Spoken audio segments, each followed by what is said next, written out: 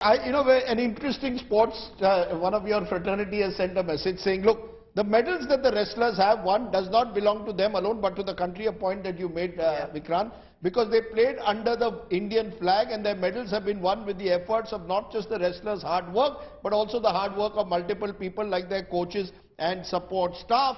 They have been sent for foreign training, trained at camps, competed internationally. The money that has been spent on them to win medals belongs to taxpayers. Now you've got, conflicting views. You see, the moment you get into something like a medal, Muhammad Ali eventually turned out probably lost the medal while he was shifting houses, but claimed he had thrown it into the river as a protest against racism in US society. And he reformed the society.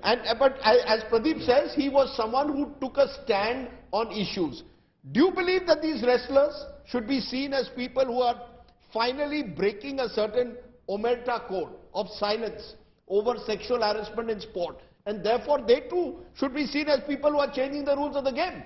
They're doing something that the government has to intervene, and if the government has to intervene, they should have by now. So why is the sports minister silent? If they are celebrated when they win,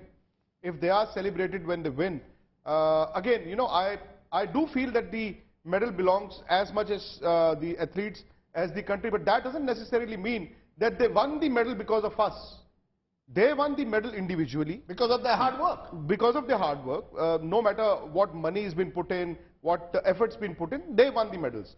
In a country of 140 crore people, from 1980 till 1996, India did not win even a single Olympic medal. And there are two medals here.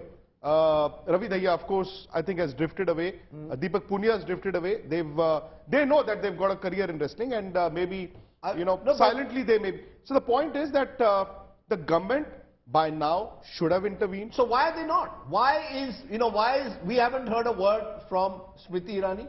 She's Women and Child Development Minister, and this is a case involving sexual harassment of your top, at least that's the allegation, against an MP. We haven't heard from Anurag Thakur unless he's been asked a question. He's tried to stay away from it, saying let the law take its own course. Barring the meetings that he had in the earlier meeting. So I'm just wondering whether there's a feeling that because the MP involved is someone who is a strongman of UP, has won 6 elections, you've got a general election next year, the government doesn't want, unless it's 100% sure of the charges, to actually go that extra step and arrest him. No, how can you be 100% sure without investigating? It's an oxymoron there. But having said that, Rajdeep, when you talk about... No, the police is saying they're investigating. But you're not following due process of law then, I'm sorry. But what I'm just saying is I want to come back to the medals because there's so much brouhaha about why bring medals into it. I want to go back during the OROP protest, one rank, one pension. How many of our veterans who had their medals gave their medals up? There is always a tipping point in a protest in the OROP, one rank, one pension. You had so many veterans I know who had fought in, 65, 71 war, who gave up their medals to the president, gave it up. Right? Now that happened. Why are we questioning them? It's very similar, no? That time it was okay, it's not okay now. Okay, can yes. Just on the point you said, why is it that the government hasn't come in? When they win medals, they're all clamoring for photo ops. That's not happening now. I'm no political expert, but you've had protests, in the recent past in the country, whether there was the farmers' protest, whether there was the Shaheen Bagh protest before that. At any point, did you see the dispensation engage with the protesters? They did not, right?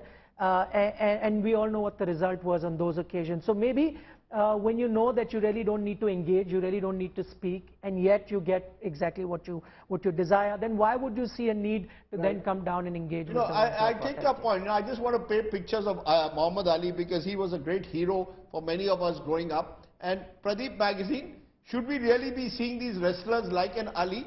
Ali, as you rightly said, was the greatest not just because of what he did in boxing, but because he stood up for certain values. Do we need a Muhammad Ali-like figure now, some of our greatest sports persons, to stand up and say, look, these wrestlers need to be heard and given a voice? Well, it'll be very welcome and heartening if some top cricketer or sports person has the courage to stand up and say, like what Abhinav Bindra said.